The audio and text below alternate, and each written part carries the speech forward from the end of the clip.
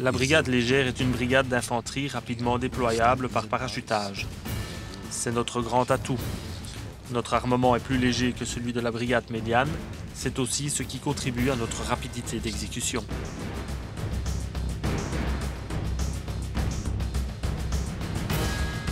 Notre corps de métier consiste entre autres, lorsque la nécessité se présente, à mener une mission d'évacuation en Afrique. Ici encore, le parachutage joue en notre faveur, à condition d'être léger. Léger au niveau de l'armement, du matériel et même des véhicules. Tout ce matériel léger peut être transporté par le militaire, y compris la mitrailleuse .50.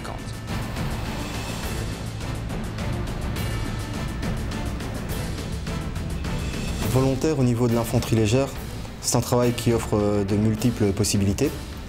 Donc, nous sommes souvent déployés en opération pour les défenses d'aérodromes, style les opérations à Kaboul, des opérations au MLT pour former les militaires afghans à pouvoir reprendre le pays eux-mêmes, des missions d'aide humanitaire, donc aussi bien en Belgique qu'à l'étranger, au niveau tremblement de terre, inondations.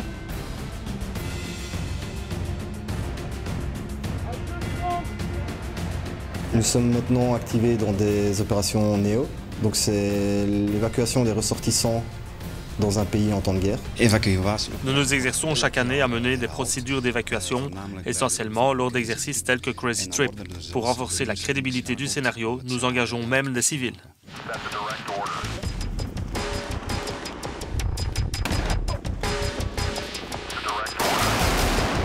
La formation est spéciale pour devenir volontaire au niveau d'infanterie légère. À l'unité, il y a une période de formation de 8 à 10 semaines, où là, les candidats sont soumis à rude épreuve, aussi bien au niveau physique que moral. Ils sont souvent sur le terrain et ils apprennent toutes les subtilités spécifiques au travail à l'infanterie légère. L'esprit d'équipe est une valeur fondamentale chez nous, surtout parce qu'à l'étranger, il faut pouvoir coopérer et compter les uns sur les autres.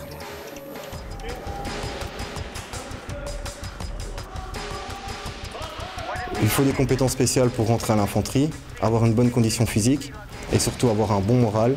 Ne pas se dire par exemple en manœuvre « Ah zut, je vais dormir dehors, il pleut ». Tant pis, c'est les aléas du métier.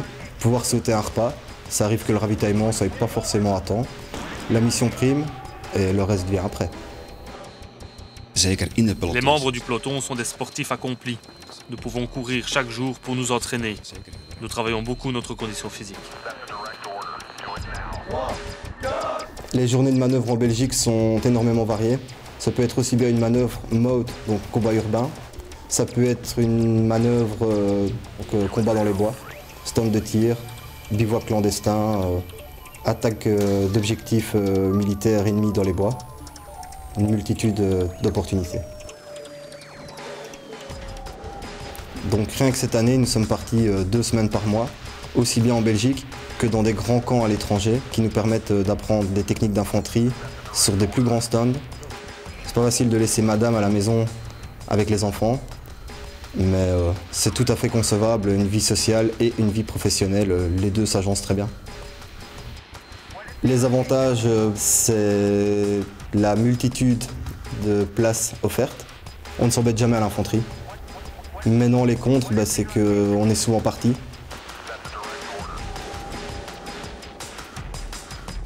On ne s'engage pas dans un bataillon d'infanterie pour rester dans une caserne à ne rien faire de la journée.